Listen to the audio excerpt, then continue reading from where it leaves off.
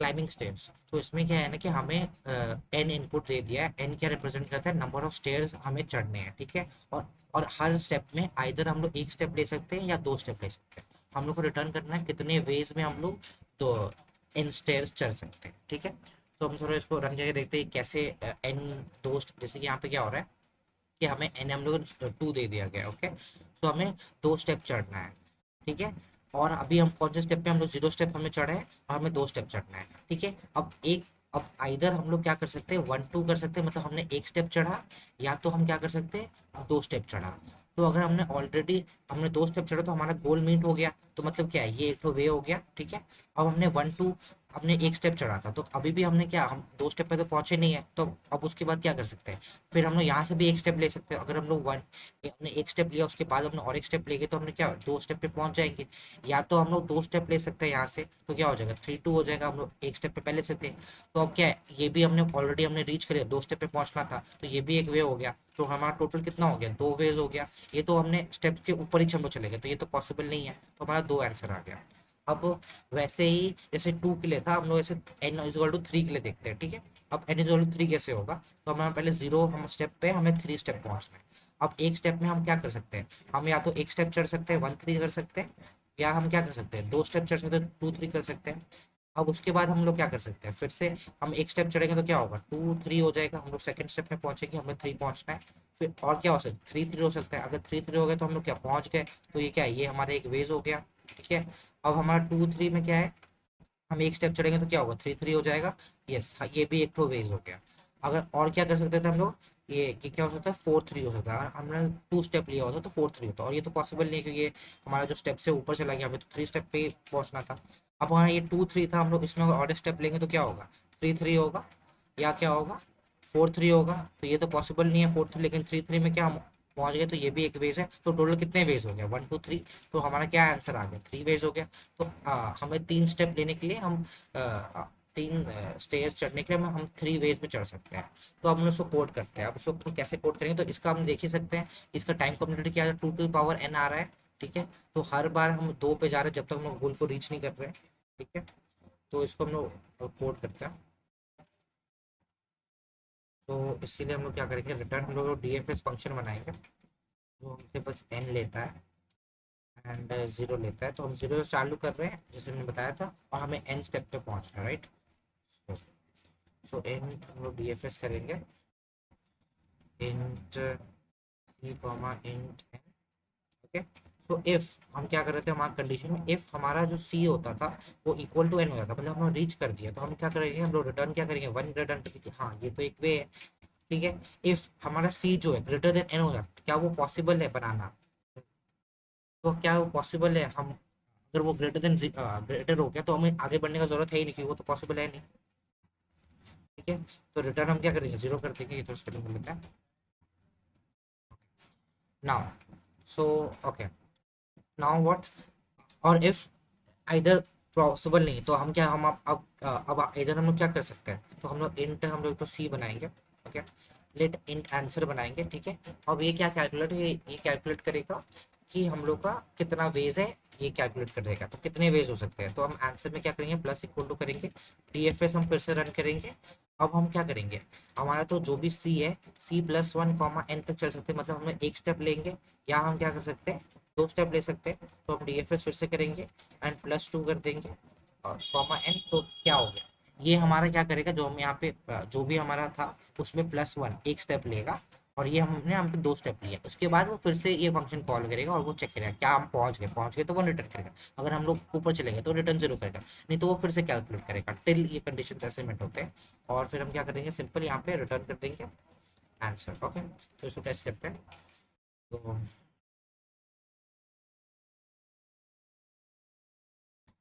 तो तब तक okay, time limit exceed, okay. तो एक्चुअली मैंने ये टेस्ट केस में मैंने 44 डाल के रखा है, इससे टाइम लिमिट एक्सीड हो जा रहा है। लेकिन अगर मैं इसके लिए छोटे टेस्ट केस से रन करके देखूंगा तो छोटे टेस्ट केस में रन हो जाएगा। तो अभी हमें क्या करना है, इसको ऑप्टिमाइज करना है, क्योंकि 44 टेस्ट केस में वो रन नहीं हो पा रहा। तो अब इसको ऑप्टिमाइज कैसे करेंगे, तो ये तो मैंने जैसे बोला ये रिकर्जन है। ये इसका जो टाइम कॉम्प्लेक्सिटी है वो क्या है, 2 to the power n है, क्योंकि हम एक बार कॉल कर रहे हैं, फिर उसके बाद हम 2 बार कॉल कर रहे हैं। अगर कंडीशन मेट नहीं हो तब तक हम 2 2 बार कॉल करते जा रहे हैं, राइट। तो हमें अब इसको हम लोग टाइम कॉम्प्लेक्सिटी रिड्यूस कैसे कर सकते हैं, तो हम लोग अब वो हम लोग क्या कर सकते हैं, अब देखो इसमें क्या हो रहा है कि जब हमने 2 0 निकालना था, ओके, तो हमने 1 2 फंक्शन कॉल किया, ठीक है। अब देखो यहाँ पे क्या हो रहा है, 3 3 फंक्शन कॉल यहाँ पे हुआ, 3 3 फंक्शन कॉल यहाँ पे भी हुआ, 4 3 हमने यहाँ भी कॉल किया, देखो 3 3 हमने फिर से कॉल किया, 4 3 हमने फिर से कॉल किया, 2 3 हमने यहाँ भी कॉल किया था, यहाँ भी कॉल किया, तो यहाँ पे क्या हो रहा है, एक जो हमारा फंक्शन है वो मल्टीपल टाइम कॉल हो रहा है, राइट। तो इससे हमारा टाइम कॉम्प्लेक्सिटी बढ़ रहा है। अगर हम लोग ये फंक्शंस को कहीं पे स्टोर कर देंगे और बार बार कॉल नहीं करेंगे, वो स्टोर से ही ले लेंगे, तो हमें क्या करना पड़ेगा, एक फंक्शन को एक ही बार कॉल करना पड़ेगा। तो जो हम दो यहाँ पे तीन 2 बार कॉल कर रहे थे, यहाँ पे 3 3 हमें 3 बार कॉल कर रहे थे, वो रिड्यूस हो जाएगा, तो हमारा टाइम कॉम्प्लेक्सिटी बढ़ जाएगा। तो वही इसी को बोलते हैं डायनेमिक प्रोग्रामिंग, कि हम जो भी हमारे जो फंक्शंस हैं, हम लोग अगर हम लोग जो छोटे छोटे फंक्शंस है या जो भी स्टेप्स है, वो चीज़ों को हम लोग कैलकुलेट ना करके हम लोग उसको स्टोर कर देंगे और हम लोग को रीयूज कर देंगे। तो एक बार हमने 2 3 निकाला, इसको जो भी वैल्यू है, जैसे कि इसका वैल्यू क्या था, 1 था वैल्यू, मतलब ये रिटर्न करेगा 1, तो एक वे है, तो हमने इसको स्टोर कर दिया, तो हम लोग उसको बार बार रीयूज कर सकते हैं। तो उससे हमारा क्या टाइम कॉम्प्लेक्सिटी कम हो सकता है, तो हम लोग 2n को ना टाइम कॉम्प्लेक्सिटी को n² में रिड्यूस कर सकते हैं। तो हम लोग देखते हैं इसको कैसे रिड्यूस कर सकते हैं। तो यहाँ पे मैंने ऑलरेडी एक तो एग्जाम्पल बना के रखा हुआ है। तो इस एग्जाम्पल में क्या है कि हमारा जो सिंपल था, जो हमारा सी था, तो वो हमारा लेफ्ट साइड में और एन हमारा राइट साइड में, एन हमें रीच करना है और सी हमें हमारा मतलब स्टार्ट कर रहे हैं, हम लोग 0 से स्टार्ट करते हैं, ठीक है। तो अब ये हम वही, अब हम क्या बनाएंगे, एक तो हम लोग एक तो वेक्टर वेक्टर बनाएंगे, एक तो मैप बनाएंगे, डिक्शनरी बनाएंगे, ठीक है। तो ये हमारा एक तो 2D अरे है। अब उसमें हम लोग क्या करेंगे, हम लोग नीचे से बिल्ड करना चालू करेंगे, ओके। तो हमारे तो पहले पता ही है, हमें दो कंडीशंस है। अगर हमारा सी इक्वल टू एन हो जाता है तो हमें रिटर्न करना है 1, अगर सी ग्रेटर देन एन हो जाता है तो हमें रिटर्न करना है 0। और नहीं तो हमें क्या करना है, बिल्ड करना है। तो बिल्ड करने के लिए क्या करना है, हम लोग C+1 कॉमा एन करते हैं एंड C+2 कॉमा एन को रन करते हैं, राइट। ओके। तो अब क्या करेंगे, हम लोग नीचे से बिल्ड करेंगे। तो हमें क्या करना है, तो हमारा ऑब्वियसली हमें एन मिला रहेगा, जो भी जैसे कि हमने अभी देखा N3 के लिए और N2 के लिए, तो एन जो भी रहेगा। तो यहाँ पे हमारा क्या लिख के रखा है कि हमें एन हमारा 5 है। तो हमें क्या करना है, N5 स्टेयर केसेस के लिए, मतलब 5 स्टेयर, मतलब 5 स्टेयर चढ़ने के लिए हमें निकालना है कितने वेज है, राइट। तो उसके लिए हम क्या करेंगे, हम पहले ये मैट्रिक्स बनाएंगे 0 से 5 तक, और सबको पहले हम लोग सबको को हम लोग 0 मार्क कर देंगे, ओके। और हम लोग क्या करेंगे, ये जो हमारा साइड मैट्रिक्स होगा, मतलब ये जो लेफ्ट साइड होगा, ये n+1 होगा, क्योंकि हमें n को इंक्लूड करना है, ठीक है, वेक्टर में, क्योंकि जो लास्ट होता है वो इंक्लूड नहीं रहता है। और डाउन साइड वाला n+2 होगा, ओके। अब क्यों n+2 होगा, क्योंकि हमें जैसे कि हमें क्या चाहिए, हमें 5 वाला बनाना है, 5 तक बनाना है, तो हमें 5 वाला ये बनाना होगा, राइट। We need this. तो उसके लिए हमें क्या करना पड़ता है, एक तो +1 और +2 में यूज करना होता है, इसलिए हमने n+2 किया है, okay. I hope you understand. तो अब हम क्या 0 से बिल्ड करेंगे, तो यहाँ पे क्या हो रहा है, 6 इज ग्रेटर देन 0। सी क्या है, हमारा 6 है, और एन क्या है, हमारा 0। तो 6, अगर हमारा सी जो था, अगर वो 6 बड़ा है 2 से, तो क्या हम बना सकते हैं, नहीं बना सकते, अब क्या हो जाएगा, 0 हो जाएगा। तो ये सारे कंडीशन के लिए 6 क्या है, 5 से तो बड़ा ही है, हम 5 तक चलेंगे, 6 के लिए हम नहीं चल रहे, हम 5 तक चलेंगे। तो क्या होगा, सबको 0 0 ही आने वाला है, क्योंकि 6 जो है वो ग्रेटर देन ऑल है, मतलब सी इज ग्रेटर देन ऑल है, उसमें हम क्या रिटर्न करते हैं 0, तो सारा 0 हो गया। अब 5 इज ग्रेटर देन 0, हाँ, तो क्या होगा, 0 होगा। 5 इज ग्रेटर देन 1, तो 0 होगा, 0 0 0। जब 5 इज इक्वल टू 5, तो यहाँ पे हमारा कंडीशन क्या था, सी इज इक्वल टू सी होता था, तो हम लोग 1 रिटर्न करते, तो 1 हो जाएगा। वैसे ही 4 के लिए भी पूरा पूरा 0 चलेगा, और जब 4 4 होगा तो 1 हो जाएगा। अब देखो यहाँ पे केस हो रहा है कि कैसे ये डायनामिक प्रोग्रामिंग हम कैसे बिल्ड कर रहे हैं, हम कैसे बिल्ड कर रहे हैं, जब हमारा 4 यहाँ पे 4 5 के लिए आया, क्या आया, 4 और 5 के लिए। अब 4 5 हम कैसे बिल्ड करेंगे, 5 5 से बिल्ड करेंगे और 6 5 से बिल्ड करेंगे, राइट। कि 4+1 हो जाएगा इसमें और +2 हो जाएगा, तो हमारा 5 5 क्या था, तो हम ऑलरेडी स्टोर्ड है हमारा 5 5, उसका वैल्यू क्या है, 1 है, ठीक है, 1, ठीक है, प्लस हमारा क्या है 6 5, तो 6 5 ऑलरेडी स्टोर्ड है, क्या है, उसका वैल्यू 0 है, तो हमारा 4 5 क्या बन जाएगा, 1 बन जाएगा। वैसे ही हमें अगर फिर 3 5 बनाना है, तो 3 5 कैसे बनेगा, 3 5 हमारा बनेगा 4 5 से और 5 5 से। तो हमारा 4 5 का वैल्यू क्या है, 1, और 5 5 का वैल्यू क्या है, 1, तो 1+1 क्या हो गया, 2 आ जाएगा, तो वैसे ही हमारा 2 बन जाएगा। तो वैसे ही हम लोग करके एक एक करके बिल्ड कर सकते हैं नीचे से, डायनेमिक प्रोग्रामिंग यूज करके हम अपना मैट्रिक्स को पूरा बनाएंगे, 2D अरे को, और हम फिर 0 0 होगा, 1 1 आएगा, ऐसे ही करके एक एक करके हमारा एट लास्ट हमारा आंसर आ जाएगा 5, ओके। तो हमारा आंसर में मिल जाएगा, अगर पॉसिबल होगा तो मिल जाएगा, ऑब्वियसली पॉसिबल होगा। So that's all. तो इसको हम कोड करते हैं। इसको हम कोड कैसे करेंगे? तो first of all dynamic programming use करेंगे। तो हम लोग पहले क्या, हमें क्या बनाना है, नीड वेक्टर एंड वेक्टर। ये हम डायनेमिक प्रोग्रामिंग स्टोर करने के लिए बना रहे हैं। Okay, so intent,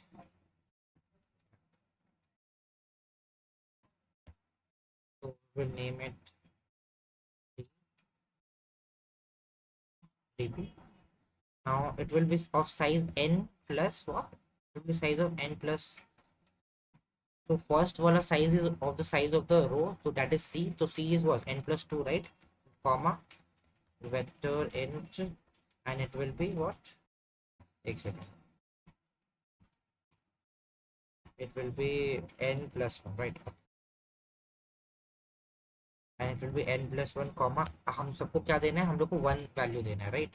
so this is the, तो हम प्री डिफाइन क्या कर रहे हैं, हम लोग n प्लस 2 ऐसे में, this is c and this is n, and हम लोग सारा का वैल्यू को 0 दे रहे हैं। Okay, now what we have to do is we will for loop चलाएंगे। Okay, so I is equal to 0, we will start from below, right? We were starting from here, हम लोग नीचे से चालू कर रहे थे, तो हम लोग नीचे से चालू करेंगे। तो नीचे पहले क्या आएगा, I will be n, because total क्या है, n प्लस 2 है, तो लास्ट वाला क्या होगा, n प्लस 1 होगा लास्ट वाला। उसके बाद क्या होगा, I will be greater than equal to 0 तक हम लोग रन करेंगे, and I minus minus. Okay, and for now for the row, now for the this part what we will do, इसके लिए हम क्या करेंगे, तो int j, let j is equal to 0 and j will be less than, this is n plus 1, right? Okay, this will be j plus plus. Okay, now so now we have conditions, right? Like if so here, यहाँ पे क्या है ना, कि हमारा i जो है, i comma j represent what, represent c comma n, जो हमने पहले डिस्कस किया था प्रायर में, जो हमने डीएफएस में भी किया था। तो यहाँ पे क्या था, अगर c is equal to n, then what we will do, we will do what, we will do of map, so dp will be of I comma j is equal to what, 1, right? And else if our c is greater than n, then what we will do, dp of I and j will be equal to 0, right? Else we will calculate, so dp of I j in when we will calculate will equal to what, dp of I plus 1 मतलब c plus 1 and n plus dp of, हम क्या कर सकते हैं, 1 step ले सकते हैं और 2 स्टेप ले सकते हैं। तो i प्लस 2 2 स्टेप लिया हमने, एंड dp ऑफ n के लिए हम कैलकुलेट करेंगे, and that is all for the calculation. This will form our matrix and we did just need to return, so our answer will be in what, dp of 0 comma n. So in 0 our answer always forms here, right? In the 0 0 row पे and the n index पे form होता है हमारा answer. so we will return n 0 n, and let's run it। okay, so sorry, it will be I and it will be j, ये भी I होगा और j होगा। I think everything's fine। We can also do one more thing, we can just do this, let's print it so we can understand how this is, how it is working।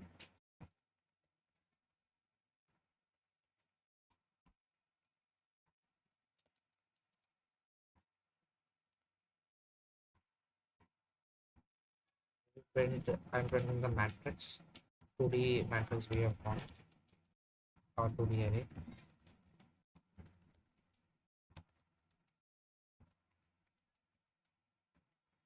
okay, let's run it, so we don't need this JFS part।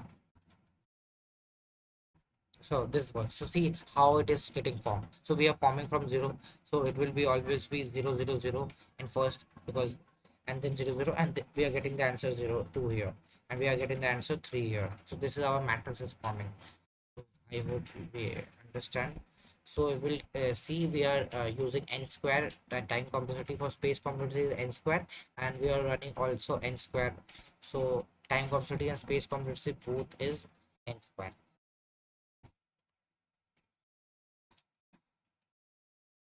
So that's all. Thank you for watching.